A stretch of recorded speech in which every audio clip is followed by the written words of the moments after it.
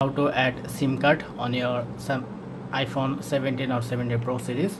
For that you need this kind of pin, but this year iPhone doesn't give this kind of pin.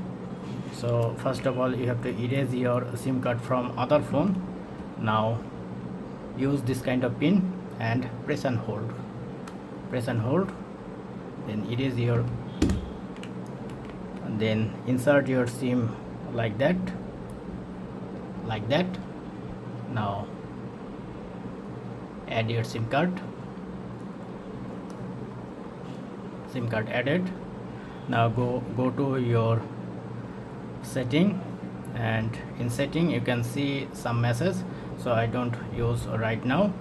Now go to setting again, then go to mobile services, then here you can see my network is available now. That's it. Thank you. Have a good day.